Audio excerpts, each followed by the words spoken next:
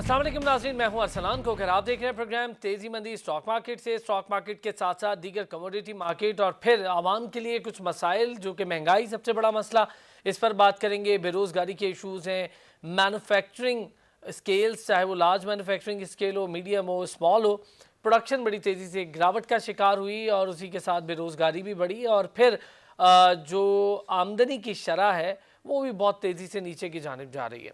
Stock market की सूरत हाल बेहतर है, 35,000 प्लस स्टॉक मार्केट है, 35,051 पॉइंट्स पर है, 73 पॉइंट्स की बेटरमेंट है। लेकिन स्टॉक मार्केट के लिए बहुत सारे मसाइल भी रहे। लास्ट ईयर से अब तक स्टॉक मार्केट बहुत तेज़ी से उठती और गिरती रही, लेकिन अब 35,000 34,000 के बीच में खड़ी है। क्या ये एक्चुअल फिगर्स यही हैं स्टॉक मार्केट पे, और जो 43 पर गई थी क्या वो आर्टिफिशियली गई थी? ये तमाम तर लोगों के जहनों में बहुत से सवालात हैं, इस पर भी बात करेंगे। सनाउल्लाह मरवत साहब ने हमें ज्वाइन किया है। सनाउल्लाह मरवत साहब रीजनल हेड हैं अस्करी सिक्योरिटीज़ के। सर अस्सलाम वालेकुम। वालेकुम सलाम। सनाउल्लाह साहब, सर 35,000 पर मार्केट आज के दिन में खड़ी है। गुज़िश्ता काफ़ी अरसे से स्टॉक मार्केट दबाव का शिकार रही और कभी 27, कभी 28, कभी 29 और फिर 34 और 35 के बीच में स्टॉक मार्केट खड़ी है और इससे ऊपर जाने का अभी नाम नहीं ले रही। जबकि यही स्टॉक मार्केट पहले 52, 53 से गिरी, फिर 42, 43 पर आके स्टेबल हुई और अब 35 पे। सर क्या समझते हैं ये तमाम तर सूरत हाल, थोड़ी सी एक्सप्लेन भी कीजिएगा, और फिर क्या ये रियलिस्टिक फिगर्स हैं जहां पर स्टॉक मार्केट आज खड़ी है? बहुत शुक्रिया अरसलान। जैसे आपको मालूम है कि कोरोना वायरस की वजह से पूरी दुनिया में ग्लोबल मार्केट्स जो है वो काफ़ी डिक्लाइन का शिकार रही हैं, जिसकी वजह से हमारी मार्केट भी मार्च से काफ़ी मंदी का शिकार रही। लेकिन 27,050 के लेवल पे मार्केट ने जो है वो सपोर्ट लिया और आज के दिन में जैसे क्लोजिंग हुई है 35,051 पे, 8,000 पॉइंट की रिकवरी हमने मार्च से लेके अब तक देखी।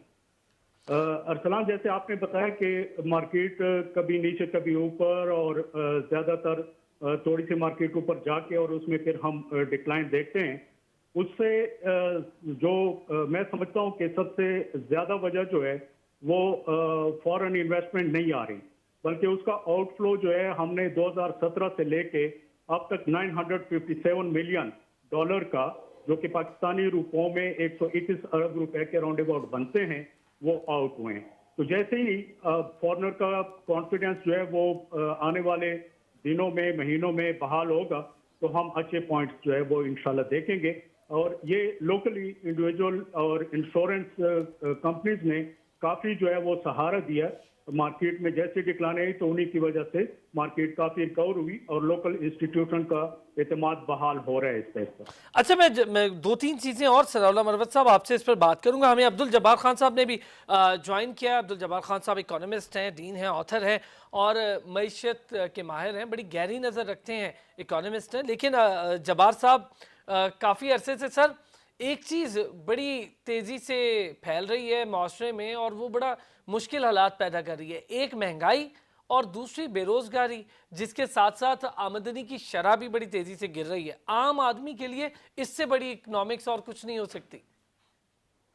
ये बात सही है। मैं अभी देख रहा हूँ कि 2016 से 19 की पावर एडजस्टमेंट की है अभी नेपरा ने, और तकरीबन 3 रुपया की यूनिट जो है बैक डेट में जाके रिट्रोस्पेक्टिव इफेक्ट के साथ लेकर चल रहे हैं। ये कौन सी इकॉनमी है? ये तो डाकू बैठे हैं ऊपर इस्लामाबाद में जनाब।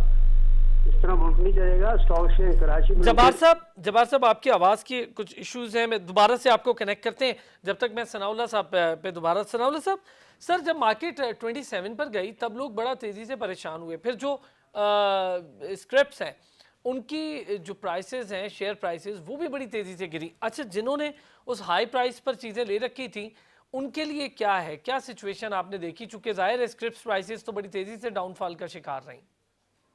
देखिए अरसलान, हम जैसे पिछले प्रोग्रामों में भी मैं बता चुका हूँ कि उधार पे जैसे आपने बात की, लेवरेज पे हम हमेशा डिस्करेज करते हैं। हमेशा जो कैश इन्वेस्टमेंट होती है और वो ब्लू चिप जो फंडामेंटली स्ट्रांग है, डिविडेंड यील्ड जिसके बेहतर हैं, जिसमें फार्मा सेक्टर है, फर्टिलाइजर है, तो उनको कभी परेशानी का सामना नहीं करना पड़ेगा और लॉस के चांसेस कम हो जाते हैं।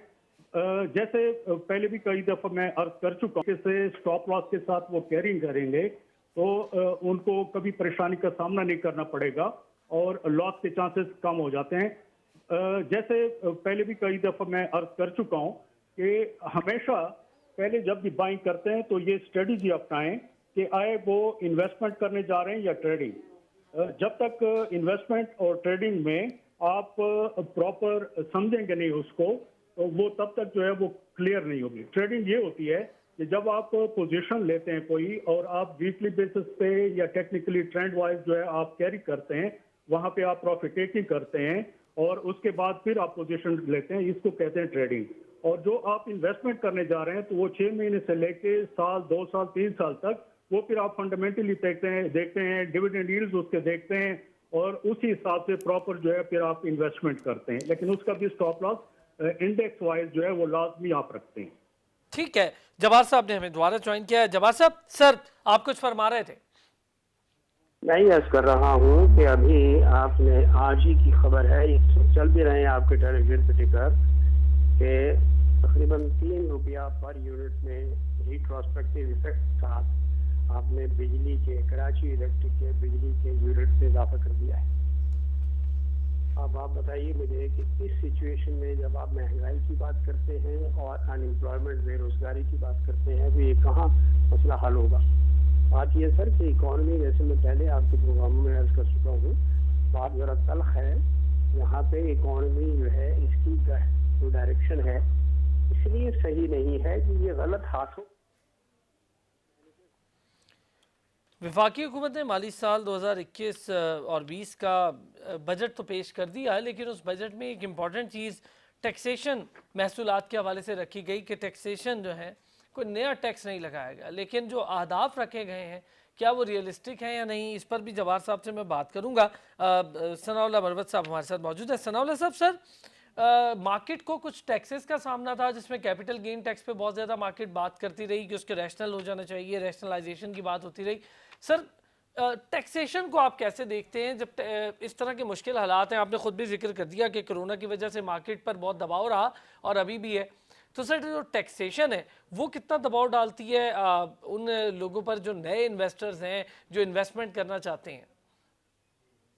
देखिए अरसलान, टैक्सेशन की जहाँ तक बात है वो लाजमी बात है, उस पर काफ़ी जो है मार्केट में असर आता है। लेकिन जिस तरीके से अभी गवर्नमेंट ने स्टेप्स लिए हैं और उम्मीद है कि आने वाले दिनों में भी सीमेंट सेक्टर और स्टील सेक्टर के लिए जो है टैक्सेस में काफ़ी रिलैक्स इंशाल्लाह मिलेगा, तो उससे काफ़ी मार्केट जो है वो फिर बेहतर हो सकती है। जहाँ तक बाकी सेक्टर्स वगैरह हैं उनमें भी सेम इस तरह, जैसे एक्सपोर्ट पे जो टैक्स में रियायत दी गई है उससे वो बढ़ेगा। इंपोर्ट पे जो ड्यूटीज लगाई गई है वो जो 0% पे अभी तक थी, तो उससे जो है लोकल जो इंडस्ट्री है उसको सहारा मिलेगा और उससे काफ़ी स्टॉक मार्केट में भी असर हम देखेंगे पॉजिटिव, और बाकी लोकली भी जो है सब चीज़ों में बेहतरी हम देख सकेंगे इंशाल्लाह। अच्छा सनाउल्लाह साहब, वॉल्यूम्स बहुत ज़्यादा डिक्रीज हैं, इसकी क्या वजूहत आपके नज़दीक हैं? कैपिटलाइजेशन तो ज़ाहिर तेज़ी से गिरेगा जब आपके वॉल्यूम्स भी गिरेंगे। ये दो चीज़ों को बैलेंस करने के लिए आप नहीं समझते कि अपना रोल गवर्नमेंट को भी अदा करना चाहिए था, SCCP को भी कुछ अदा करना चाहिए था? बिल्कुल आप ठीक कह रहे हैं, इसमें SCCP को और गवर्नमेंट को काफ़ी आगे आना चाहिए और काफ़ी पॉजिटिव जो है वो स्टेप्स लेने चाहिए कैपिटल मार्केट्स के हवाले से, बाकी टैक्सेशन के हवाले से बिजनेस कम्युनिटी को जो है रिलीफ मजीद मिलना चाहिए। कोरोना वायरस की वजह से सारे बिजनेस काफ़ी हर्ट हुए हैं, तो उसके लिए जितना भी इंटरेस्ट रेट जो कम किया गया, ये भी गवर्नमेंट की पॉलिसी बेहतर थी, जो तकरीबन 14 से हम 7 पे आ गए, तो मजीद भी जो है ना इसमें हम बेहतरी की उम्मीद करते हैं। अब्दुल जब्बार खान साहब, सर वफाकी हुकूमत का बजट आपके सामने रहा, बहुत सारी चीज़ों में जो एक चीज़ बड़ी लोगों के लिए भी और सुनने वालों के लिए बड़ी अट्रैक्टिव थी वो ये थी कि नया टैक्स कोई नहीं लगा। लेकिन सर जो टैक्स महसूलात का हदफ रखा गया है, आपकी नज़र में वो रियलिस्टिक है? ये रियलिस्टिक देखिए ना, पहले पिछली दफ़ा भी जो अभी आपका जो ईयर चल रहा है 30 जून को ख़त्म हो गई है, इसमें भी की पोजीशन इसलिए डाउन रही है कि आपने फिगर्स ही ऑप्टिमम लेवल पर नहीं रखे थे। एग्जैजरेशन लेवल पे रखे थे। और अब ये जो कह रहे हैं कि नए टैक्स नहीं लगे हैं, भाई रेवेन्यू तो बढ़ा है ना। नए टैक्स का लफ्ज जो है ना ये मिसगाइडिंग है। आवाम अब इतने समझदार और बाशऊर हो चुके हैं, वो समझते हैं कि टैक्स के नाम पर खेल खेला जाता है उनके साथ। रेवेन्यू की बात कीजिए, टैक्स नंबर ऑफ टैक्सेशन की बात ना करें। 130 टैक्स हैं या 75 टैक्सेस हैं number of taxes. It is the quantum of the taxes, tax revenue कितना है पाकिस्तान में, दैट इज द मैटर। पिछले साल इन्होंने टारगेट रखा था बहुत ही ज्यादा, यानी ओवर एम्बिशियस था, और इकोनॉमी प्रेशर में थी और अभी भी प्रेशर में है। इन्होंने के इलेक्ट्रिक के रेट आज बढ़ा दिए हैं। उधर पूरे मुल्क के अंदर जो है ना किसी भी किस्म की कॉस्ट ऑफ प्रोडक्शन जो है उसको लेकर चलिए। 5 महीने से फैक्ट्रियाँ 4 महीने से बंद पड़ी हुई हैं, उनको रिवाइव करने में टाइम लगेगा, और किसी के पास कैश फ्लो इतना इजीली अवेलेबल नहीं है, वर्किंग कैपिटल अवेलेबल नहीं है कि पहिया जो है इंडस्ट्रीज का चलाया जा सके। कुछ एक्सपोर्ट ऑर्डर्स की फैक्ट्री हैं वो चल रही हैं, बाकी तो परचेजिंग की आपके पास कैपेसिटी खत्म हो गई है मुआशरे से। इसको रिवाइव करने की जरूरत है। हाउसिंग का मसला ये कभी भी पाकिस्तान का ट्रू बैरोमीटर नहीं है। पाकिस्तान के इन्वेस्टमेंट का, पाकिस्तान की इकोनॉमी का 100 स्क्रिप्ट के ऊपर आपका टोटल KSE 100 इंडेक्स चल रहा है। PSX 100 इंडेक्स का मतलब है कि टोटल जो आपके यहाँ ब्लू चिप्स हैं, स्क्रिप्ट हैं, ये 100 के ऊपर गेम खेला जा रहा है। इनमें कुछ बाहर के प्लेयर्स हैं, कुछ लोकल प्लेयर्स हैं जो ये स्टॉक मार्केट में गेम कर रहे होते हैं, और ये भी मिसगाइडिंग है सर। बहुत सारी कंपनियों ने तो कई साल से डिविडेंड ही नहीं दिए। जो SECP की सूरत हाल गुज़श्ता 2 साल से 3 साल से रही है, पिछले दौरे हुकूमत में रही है, और आपने देखा होगा कि बेशुमार लोगों को हटाया गया, अपॉइंट किया गया इस इवन आज के दौर में भी कॉम्पिटिशन कमीशन के 2-3 ऐसे रेगुलेटरी अदारे हैं, नेपरा है, ओगरा है, SECP है, आपकी कंपटीशन कमीशन ऑफ पाकिस्तान है जिसको पहले मोनोपोली कंट्रोल कहा जाता था।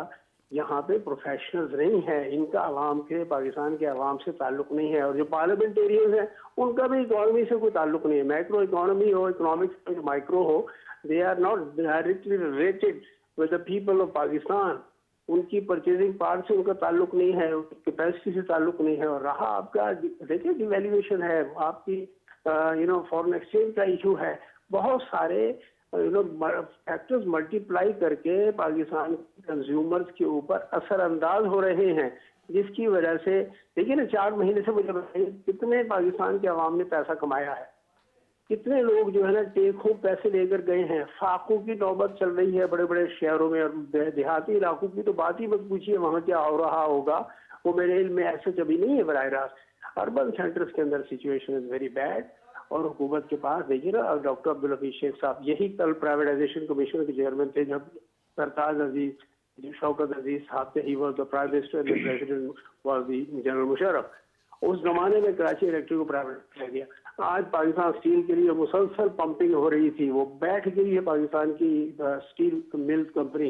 इसी तरह पाकिस्तान इंटरनेशनल एयरलाइंस, इनको नहीं पता था 2 साल से इक़्तिदार में बैठे हैं कि ये पाकिस्तान की जो बड़ी कॉर्पोरेशन हैं, ये जो बिलियन तकरीबन 250 से 300 बिलियन, इससे पहले से 700 बिलियन का जो है ना ये इंजेक्शन लगाती थी पूरी पाकिस्तान की इकोनॉमी को।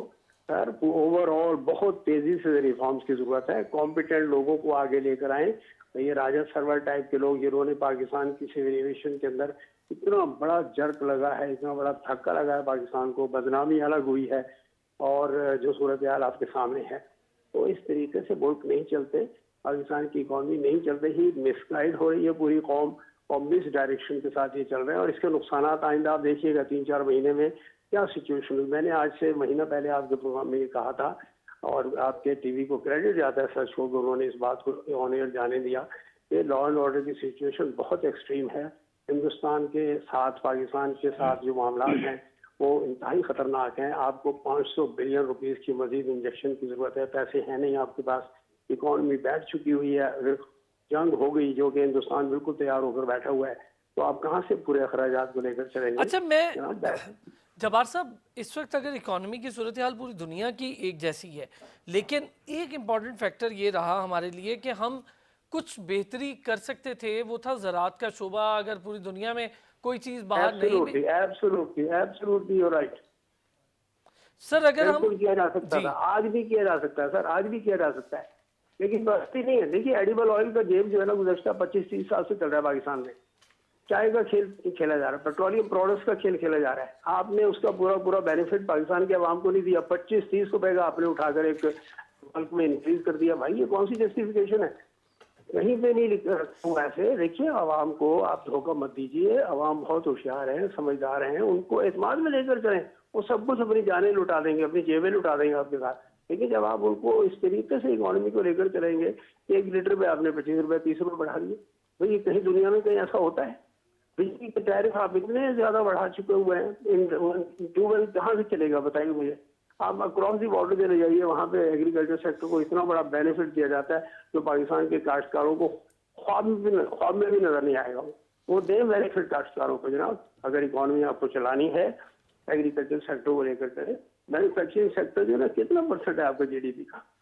ये तो कम से कम 27% के करीब एग्रीकल्चर सेक्टर, कहते 23 है, मैं समझता हूँ कि 30% के करीब एग्रीकल्चर सेक्टर का कंट्रीब्यूशन है पाकिस्तानी इकोनॉमी। बाकी सर्विस सेक्टर, वो सर्विस सेक्टर जब चलेगा जब लॉ एंड ऑर्डर की सिचुएशन ठीक होगी, politically you are stable, corona वगैरह नहीं होगा आज पाकिस्तानी इकोनॉमी। बाकी सर्विस सेक्टर, वो लॉ एंड ऑर्डर की सिचुएशन ठीक होगी, कोरोना वगैरह नहीं होगा आज पाकिस्तानी इकोनॉमी। बाकी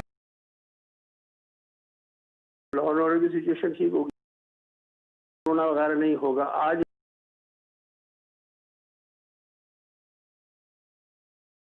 लॉ एंड ऑर्डर की सिचुएशन ठीक होगी, कोरोना वगैरह नहीं होगा आज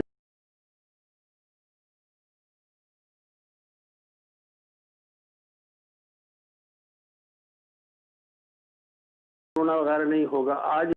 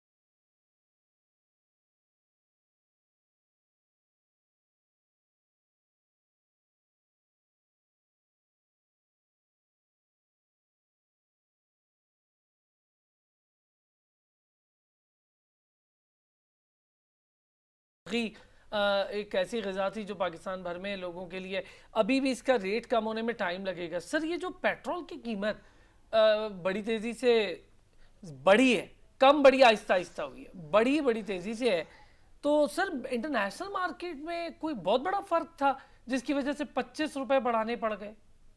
no no no, absolutely not, absolutely not.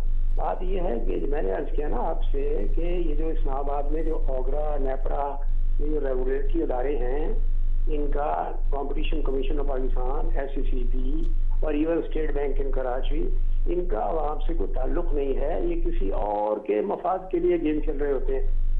Stock exchange even itself, जैसे अभी आपके एक साहब मरवा साहब कह रहे थे कुछ प्लेयर्स वहाँ पर बैठे हुए हैं, तो फॉरेन प्लेयर्स वहाँ पे बैठे हुए हैं और लोकल जो आपके ब्रोकर्स हैं, लोकल मेंबर्स हैं, लोकल इन्वेस्टर्स हैं, ये तो बेचारे साइड लाइन के एक्टिविटीज को देखते हैं और अपने यानी वहाँ पे इन्फॉर्म कर रहे होते हैं अपने ब्रोकर्स को, भाई इसको उठा लो, उसको निकाल दो, उसको उठा लो, उसको निकाल दो। सारा दिन यही होता रहता है।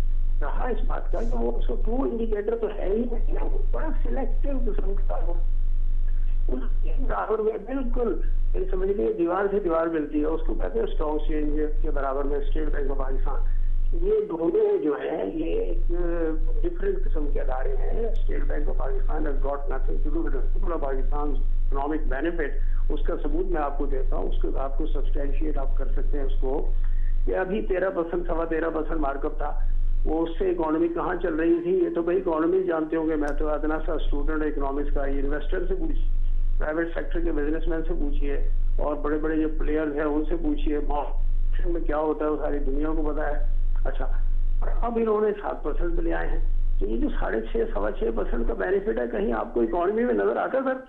कहीं नजर आए तो मैं ये पूछना चाहूंगा अपने दोस्तों से, अहबाब से और वज़रा से और वज़रा आज़म से और आपके सदर मुमलिकत से और दीगर वज़ीर ख़जाना से और दीगर जो माशाल्लाह इक़्तिदार आला बैठे हैं सब लोग, कि ये कोई नजर आना चाहिए ना 7% का बेनिफिट मईशत में कहीं है? मैं ये पूछ रहा हूँ आपसे। सर कहीं है नजर 8% का भी नहीं है, बात सिवाय इसके कि कौमी बचत स्कीम्स का जो मुनाफा था उसमें कमी हो गई है, उसमें रद्दो-बदल के साथ कमी हो गई है। अच्छा, मैं एक जब्बार साहब सर आप हमारे साथ रहे, नईम साहब भी हमारे साथ हैं, सनाउल्लाह मरवत साहब भी हमारे साथ हैं। एक ब्रेक लेना है छोटा सा, ब्रेक से वापस आता हूँ तो बात को यहीं से शुरू करते हैं।